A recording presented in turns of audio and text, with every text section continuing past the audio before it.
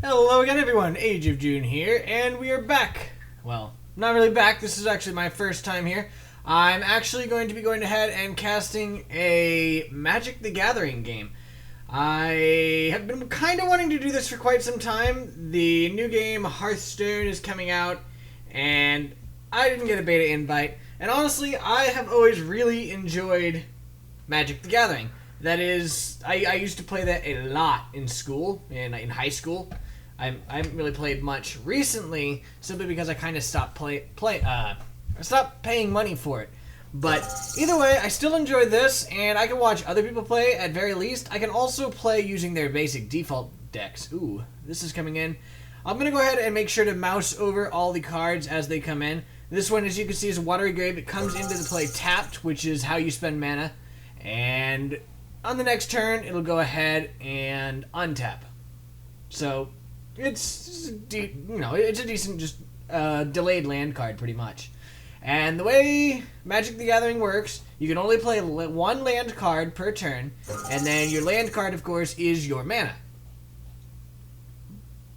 I think this might actually give both blue and black mana. You have different colors of mana. By the way, this one adds either colorless, or it can become, if you spend money, it becomes a different land.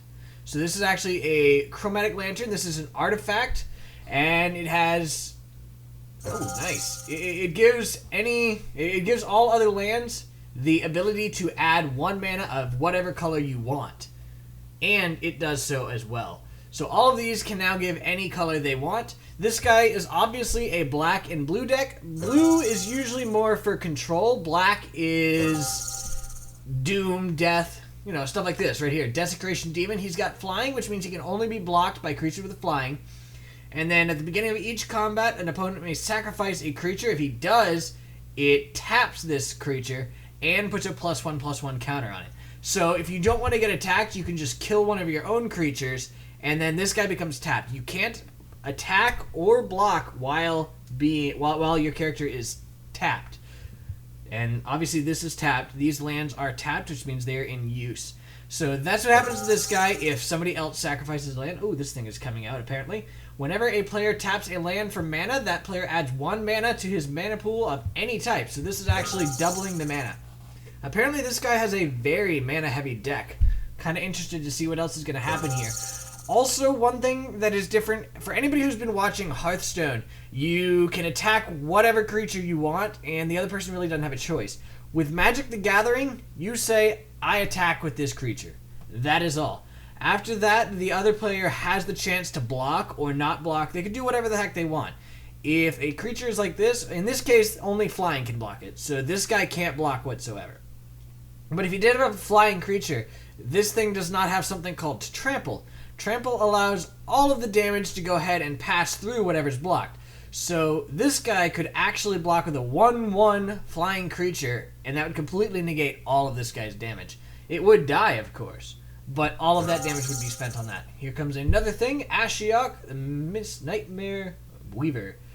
Exile the top 3 cards of the opponent's library, and by the way, exile just puts it into this outer region here. And that actually exiled 2 more chromatic lanterns and another Thespian stage. So that is more land for this guy. Put a creature card with a converted mana cost exiled with Ageofdune into the battlefield under your control. Unfortunately for him, I'm pretty sure that is actually no, that's going to be 6, because there is a converted mana cost of 6. The converted mana cost thing means you add up the mana cost of this, and that is the converted mana cost. Ooh, Doomblade just played. I did not see what that was. Okay. Destroy target non-black creature. So that is one of the things that black is good at. It just says, straight up destroy this. Unless, of course, it's black. I can't destroy that. Finally, apparently, let's see, what exactly is that? Exile all cards from all opponents' hands and graveyards. So apparently that's if you pay 10. Yes, okay, so the X is actually the converted mana cost of X. So whatever he did, he could actually play another card of that amount. Sorry, I misread that. I actually haven't seen a card like this. I haven't played in quite some time, like I said. By the way, this guy attacked and did 14 damage there. This guy is now putting out the Rurik Thar, the Unbowed, and this guy has Vigilance and Reach. I'm pretty sure Reach makes it so he can block like he has Flying. Yes. And Vigilant makes it so he doesn't tap whenever he attacks, which means he can continue to block even after attacking. He will apparently attack every turn if able, and whenever a player costs a non-creature spell, this will do 6 damage to that player. So that's actually a really nice little card, and I have a feeling that this thing is going to attack next turn, of course, because it will be able to, and this guy will probably block it, although I really can't be sure of that. What just got played there? Activates. Oh man, that is nasty. Okay, so apparently, I'm not sure what this +2, -2 stuff is. I'm not sure exactly what that is. I think it's if you do a certain thing, then a certain thing happens, but I'm not completely sure. So anyway, he just exiled another 3 things. He exiled Into the Wilds, which allows you to put land cards in, another Thespian Forest, and a forest. And he played Hero's Downfall, which straight up destroys another creature. This is a nasty deck, and this guy is really fighting hard for this. Okay. What was that? Okay, so that is the -X ability. Again, I'm not sure exactly what -X is. I think that's what he did there. I think that subtracts from the total. So if you do +2, then it'll go ahead and exile the top 3 cards, or you can lessen this thing's life by X and then put something out into play. So that's what that is. This is a 7/7 with Trample, which I described earlier, and then you play with the top card of your library revealed, and then you may cast the top card of your library if it's a creature card. Also, he just put this out, which costs either 1 blue or 1 red, and it'll get +1, -1, which allows you to switch around its health and mana, of course. Into the Wilds just got played, which is an enchantment. It's the one I said from there. You can go ahead and look at the top card of your library. If it's a land, you can put it into the battlefield. And he went ahead and played a Gate Creeper Vine. It has Defender, which means it can only block. It cannot actually attack. But whenever it enters the battlefield, you may search your library for a basic land card, which he did. He found a green one. Reveal it, put it into your hand, and then shuffle it into your library. So he could probably play that as well. So I'm going to move this over here. It is now this guy's turn. This guy has 8 life. I think this can attack. If it does, it's going to be... Ooh, what is this? He just played Sylvan Primordial. Oh, no, he used that ability. Okay. Again, I'm not sure what that is. That is really kind of confusing. I was not here for this set, but he actually put another couple creatures into play, which was -X twice. And he brought in the Utvara Hellkite, which has flying, and whenever a dragon you control attacks, you put a 6/6 creature with flying into the battlefield. And Sylvan Primordial, which has reach, which again allows it to block as though it had flying. And whenever it enters the battlefield for each opponent, destroy target non-creature permanent that player controls. For each permanent creature destroyed this way, search your library for a forest card and put that into play tapped. And now he's attacking with 7 damage here, as well as the Gate Creeper. No, the Gate Creeper Vine is blocking. That's what's showing that. So all of the damage from this is going to be negated. The Gate Creeper Vine is going to die, but it is preventing this 2 damage from going through, which means this guy's only going to take 6 damage, so he'll be down to 2 unless something else happens. Apparently at some time this guy played Whip of Erebos here. Creatures you control have lifelink, which means every time they deal damage, you gain that much health. And then you could pay mana to return target creature from the graveyard to the battlefield. It gains haste, which means it can attack immediately. And then you exile it at the beginning of the next end step. If it would leave the battlefield, exile it instead, putting it anywhere else. Activate this ability anytime you can cast a sorcery. So that's kind of cool. And now out comes Borboremos. I'm not even saying that. He's a 7/6 with Trample. And whenever he deals combat damage to a player, reveal the top 3 cards of your library. Put all land cards revealed this way into your hand and the rest into your graveyard. I have a feeling this guy's about to die. I don't think he has anything that can prevent his own death. So this guy's just got to attack with a 6/6 flying guy, and then this guy ends up losing. We will see if that ends up happening, though. If it does, I'm going to go ahead and go into another game to watch it, as very little time has elapsed so far. It's actually been apparently 10 minutes, which is a bit longer than I thought, but even still, hadn't been that long. And it's still this guy's turn. He's in his main phase. That is something also that is way different from Hearthstone. It's got different phases, and in each phase you can do different things. You got the untap, you got the upkeep, everything. The upkeep means you untap everything. Actually, no, untap is untap everything. Upkeep, there's some cards that have abilities that trigger in the upkeep step. And then you've got the draw, obviously. Main allows you to play anything, creatures, instants, etc. Oh, he's going to go ahead and exile 3 more cards here, which I guess makes that a 5. Okay, that makes sense. And then he can go ahead and play one of them from here with that 5. Unfortunately, there are no creatures. Actually, there might be creatures. No, there are no more creatures in here, so he's not going to do that. And I have a feeling we're about to see him go ahead and attack. Yes, he is indeed attacking. Again, this guy has no air to block, and he's got no mana to play anything, so he is about to die. What is this guy doing? He's tapping mana. You can actually play abilities after you attack. There we go. So he did indeed go down. That is one of the interesting things. Let's see. Oh, it does punt you back out. Oh, well. And let's go ahead and go into this one. It just... No, I don't want to do that. Why'd you move? There we go. These guys are just starting up. And we get to see who all is going to be first player. What is this? Command zone. I don't know what this command zone is. Dang it, man. This is all new stuff to me. Alright, so this guy has a Vorl of the Holclade. Legendary creature for every counter on target artifact, creature, or land. Put another of those counters on the... Oh, that could be very useful. Okay, so you just put this out and then sacrifice it immediately. Sacrifice it, search your library for a basic land card, and put it into battlefield tapped. Then shuffle your library. So pretty much this is a... You get a land card of whatever kind you need, which is actually very useful, because a lot of times in Magic the Gathering, if you have a deck that has a certain number, or, you know, different types, like it has green and red, you can sometimes end up getting only green mana, and then bad things happen. And he went ahead and played this one, and this is just like the other one. It comes into play tapped, but you can pay life to make it not tapped, but he decided not to do that. Interestingly, they both have 40 health, which is, I believe, one of the game modes that is possible. He's actually got Elvish Scrapper, which allows him to just flat out destroy any artifact he wants, but other than that, it's just a 1/1. It does cost mana to do that, and now he's playing Wirewood Elf. He has an elf deck. Actually, he's got an elf deck from Onslaught. This is actually what my deck is. I have an elf deck from Onslaught as well. It's not allowed to be played anymore because as Magic the Gathering goes on, they want you to buy more cards, so they disable the previous groups of Magic cards and make it so it doesn't work anymore. But there are still game modes that you can play this, and apparently they are in one of those, and he's got, like I said, an elf deck, which I really like. My elf deck was awesome. I greatly enjoyed it, and maybe someday I'll go ahead and play it. But this guy managed to play his thing that was in whatever that command zone is. Ooh.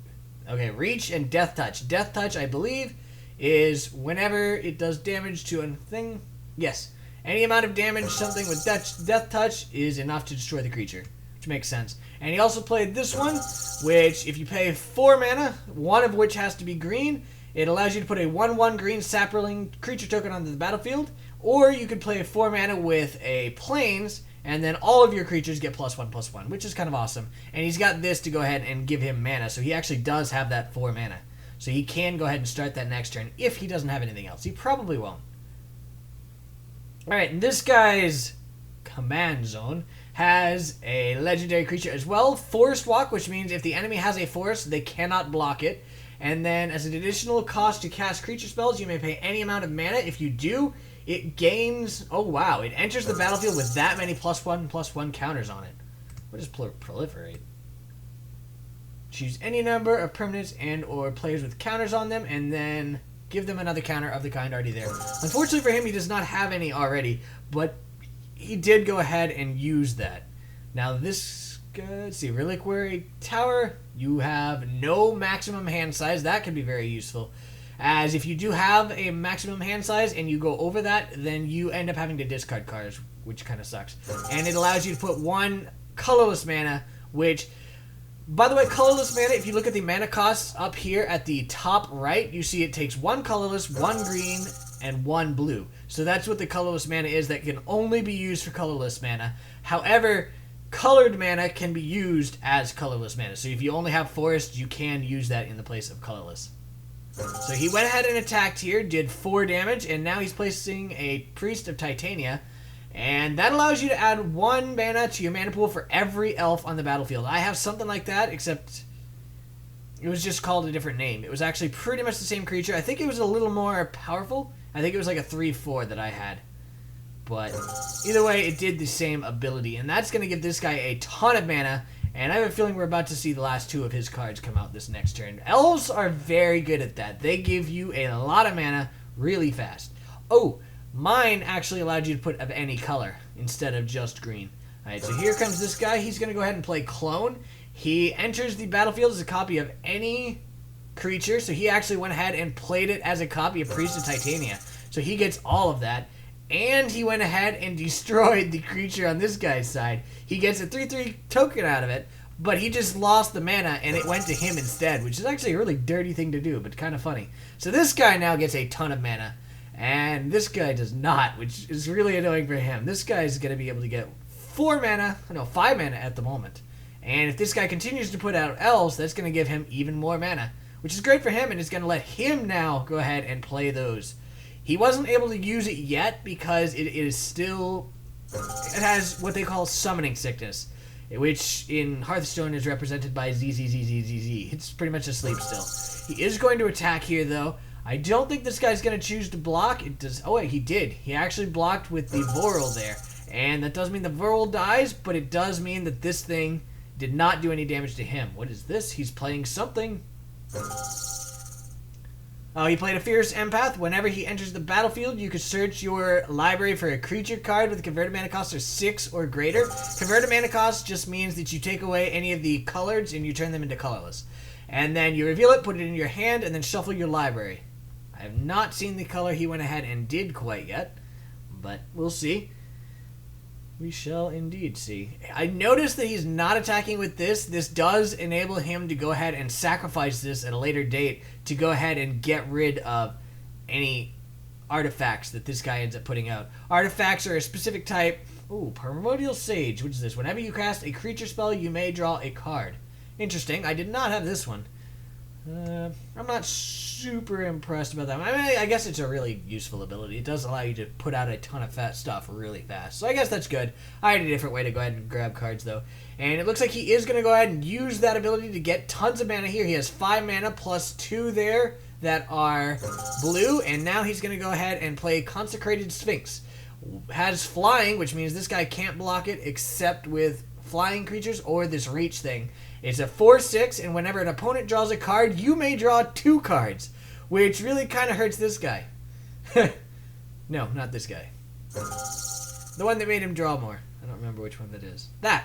Primordial Sage. That thing that he hasn't played yet. But yeah, that's actually going to be pretty nasty and allows him to do even more, especially since he has that extra land. He also went ahead and played Survival of the Fittest, which is an enchantment, which means it just sits out there. It's not a creature or anything. You could play 1 forest, discard a creature card, and search your library for a creature card, and then put that into your hand, then shuffle your library, which allows you to play any creature card you want. You just have to sacrifice a creature card for it. So it is now this guy's turn, as we can see here by the green goop around the edge of it. And we get to see what he's doing. He's not actually tapped anything yet. He's actually kind of hurting on mana now that this guy stole that and destroyed his Priest of Titania. If he had that, I have a feeling he would not be having nearly as much trouble as he is. So that was a very nice play by this guy, and it really kind of hurt him. This guy has 5 mana right now. He's going to go ahead and pay 3 to go ahead and put an Elf Replica out, which is a 2/2, and he can sack it, which, you know, is 1 and a green, to go ahead and destroy an enchantment, which this is. So I have a feeling we're about to see that get destroyed. It does indeed get destroyed. So down goes that enchantment, but this guy has mana, so he's going to go ahead and play something, probably a counterspell. No, he actually activated the ability there. Okay, that is one thing also in Magic the Gathering as opposed to Hearthstone. When somebody plays something, you can play something anyway. Activated abilities and instant cards, they're called, or interrupts, they can be played even after it's already on the stack, which, you know, it's just a stack, last in, first out, which means that this is going to happen first, so he is going to get to draw that, and he ends up going for this thing right here, Prime Speaker Zegana. When it enters the battlefield with X +1/+1 counters on it, where X is the greatest power among other creatures you control. Power is the 4 here, and toughness is the 6. So the power is the amount of damage they do. So right now, if he played that, he would get 4 +1/+1 counters, which really isn't a great thing right now. But later on, it definitely could be. So it's not too bad at all. And now it is his turn, and we get to see what he chooses to do with this. He still has all of that mana there. And he's going to go ahead and tap it indeed, which gives him another 5 mana plus the 2 there. And he's going to play the Prime Speaker Zegana, which we just saw. So it does have the 4 +1/+1 counters on it, which means it's a 5/5, which actually is not too bad at all. It's actually pretty strong. Another thing that is different between Hearthstone and Magic the Gathering, which I really like, if a creature takes damage, it doesn't keep that damage. That's one thing that kind of bothers me. What is this? Crop rotation. As an additional cost, sacrifice a land, which he doesn't care about because he's got that. And then search your library for a land card and put that onto your battlefield. So in other words, you're just kind of trading for a different land. And it's actually any land card. And I think, did he go for this one? Add another force for every creature you control. So he actually has a lot of mana now. And he went ahead and played Contagion Engine now, which costs 6. Whenever it enters the battlefield, put a -1/-1 counter on each creature target player controls, which is obviously going to be him. And then, oh man, it's also got Proliferate, which means that he can actually double that with 4 mana. We're probably going to see this guy. Oh, he killed it! Very nice. That's right, because that thing was a 1/1, which means that elf died. So that takes all of these down 1, and it ended up killing the only guy who could have automatically killed that. We do see, I believe he just tapped this. Oh no, he's attacking here. And he is attacking with the Sphinx. Yes, Consecrated Sphinx, which is 4 damage, and this guy is going to accept it, and it's now his turn. He gets to play what he wants. Oh wait, what is it that makes him... Oh, this guy got to draw, which means this guy gets to draw twice. Wow, okay, that... I didn't even think about that one. Yeah, every time this guy draws, he gets to draw another 2 cards, which is great with the amount of mana he has. That is ridiculous, and it's definitely going to spiral out of control if this guy does not find a way to deal with that. He is going to go ahead, tap 4 mana and an elf here to play Spore Mound. Whenever a land enters the battlefield under your control, put a 1/1 green sapling creature onto the battlefield. That just allows him to get a whole bunch of 1/1s. 1/1s are really good at blocking things like this because of the fact that it eats all the damage. As long as the enemy doesn't have trample, all that damage goes into the 1/1. And when it's a sapling creature token, you really don't even care about it. I don't think I can close this. No, it doesn't look like it. So I'll just kind of move you down a little bit more. You as well. And you as well. We still haven't seen this come out, interesting though. So this guy went ahead, tapped 2 mana so far. Another mana there from the Exotic Orchard. And he went for a swamp, actually. Interestingly enough. He went for a black, and he just added a lot of forests here. We're probably about to see a lot of cards come out very quickly. He's currently got a lot of mana. And he's actually getting rid of mana. Okay, so he's putting that into a cost now. And he went ahead and played Genesis Wave. Reveal the top X cards of your library. You may put any number of permanent cards with a converted mana cost X or less straight onto the battlefield. Then put all cards revealed this way that weren't put onto the battlefield. So he put a lot into that. So pretty much all of these that are creatures are going to go out, as are the artifacts. I think the island is going to go back. It's going to die, but everything else is going to go out. Actually, this one is also going to go down, and that one. I think both of those are going to die, although I could be wrong. Is it creatures only? Any number of permanents. So actually, no. All of those, I think, can go out. What is this? New game zone. Cultivate. I don't know what that is. Oh, that's his discard thing. Alright, so all of these are going to go ahead and enter the battlefield, apparently. and that is nasty. So he got all of these except for Cultivate, and all of these are about to come out instantly, and that is really going to mess this guy over. Evolve, what is this? Whenever it deals combat damage to a player, it proliferate. This thing has Evolve, which I'm not sure exactly what that does. I'll look at it in a moment. Remove one or more +1/+1 counters from it and gain control of target creature with power less than or equal to the number of +1/+1s. Wow. So what is this Evolve thing? Evolve, whenever a creature enters the battlefield under your control, if the creature has a higher power or toughness than this creature, put a +1/+1 creature, or a +1/+1 counter on this creature. That's pretty nasty. And it looks like somebody just played Lightning Grease. Oh, this is this guy's Lightning Grease. This is an equipment, which is pretty much, you know, it's an object that you find on the ground or something, but, you know, it's in your deck. And this gives the creature Haste and Shroud. Shroud is a permanent with Shroud, cannot be the target of spells or abilities. So this guy would not be able to do anything. And apparently he could not actually put it on that. I think this guy killed it. I believe he did. He's now going to try to attach it to this, which gives it a 1/1. Whenever it deals combat damage to a player, proliferate, which again just multiplies all of those, just to make sure that's right.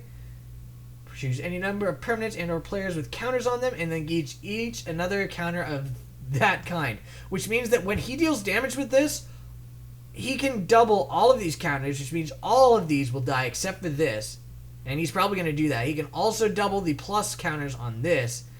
Is it double or just increase by 1? Another counter. So that is going to enable him to just kill these right off the bat. Apparently he decided not to. Interestingly, whenever you draw a card, you may put a +1/+1 counter on this. Interesting. So he is going to get that unless this guy counters it somehow, which is a possibility. Unlikely, but it's a possibility. And it looks like that is going to go through. So he now gets a +1/+1 counter. It is now at 4/4. I didn't notice him proliferate that, interestingly. He might have done it and I just didn't notice, though. I don't know. I don't think he did, though. Or if he did that. Wait, is that only one? Hold on, let's see. Any number of permanents. So no, he actually could have done that to all of them. I guess he chose not to, or I missed it and it didn't deal damage. This is actually a face down card.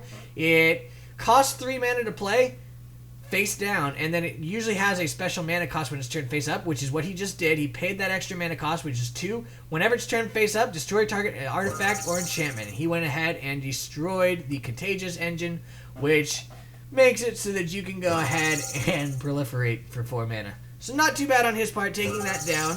And now he went ahead and played a Sensei's Divining Top, or used the... No, this guy used it. No. Okay, yeah, this guy played it. No, this guy used it. Okay, that was really confusing for a second. Allows him to look at the top 3 cards of his library and put them back in any order, which means the next card he draws is exactly the one he wants. And then you could tap it to go ahead and draw a card so that you can draw again right after. He's got 12 cards, and we're probably about to see him play a lot of them, would be my guess. I don't know, though. This is really not looking too good for 2 Perilous here. Alright, so he's going to go ahead and play Cyclonic Rift. Return each non-land permanent you don't control to its owner's hand. That is mean. That is very mean, which means that guy's thing goes back in. All those were returned. Just to make sure. What is Overload? You may cast it for its Overload cost. If you do, change its text by replacing all instances of target with each. And that's exactly what he did. So, that's actually pretty impressive there. Actually, I don't think he did. I think he only played that, so... No, I think he played it all. So, I don't even know. But, alright, so... Doubling Season came out. If any effect would put 1 or more tokens onto the battlefield, go ahead. It puts twice that many tokens instead. If an effect would place 1 or more tokens, it plays twice that many on that target instead. That guy just took 3 because that thing got a lot of tokens really fast. And it is now 15-15. I have a feeling this guy is just about to die here. Yeah, he put out the Thrumming Bird here, which... Whenever it deals combat damage to a player, proliferate, and that doubled that. Ouch. And he went ahead and put a +1/+1 on that, and he put a +1/+1 on that, and this guy just cast the Phyrexian Metamorph here, which Okay, so that caused that guy's evolve again. And what is this Phyrexian metamorph here? You may have it. Enter the battlefield as a copy again. Oh my. Except it's an artifact in addition to its other types. So that means this guy can destroy it as an artifact. But it comes into play as, I guess, this Prime Speaker Zagana. Which actually makes sense. Wow, that thing is now a 31-31. Especially because of that. So yeah, he put that into play as that. And that is going to be the end of it. Wow, that was actually very, very nasty. That was a nasty deck. But anyway, that's going to be the end of this game. I hope you guys enjoyed it. End of this video as well. So I hope you guys enjoyed it. Let me know if you did, and I'll go ahead and do some more in the future. I do enjoy it, and I can go ahead and cast some more. This was so far just a one-off thing, but if you want more, I will be glad to do it, because I definitely enjoy watching them. So anyway, that's going to be the end of it. Hope you guys enjoyed it, and I'll see you guys next time. Have a good night.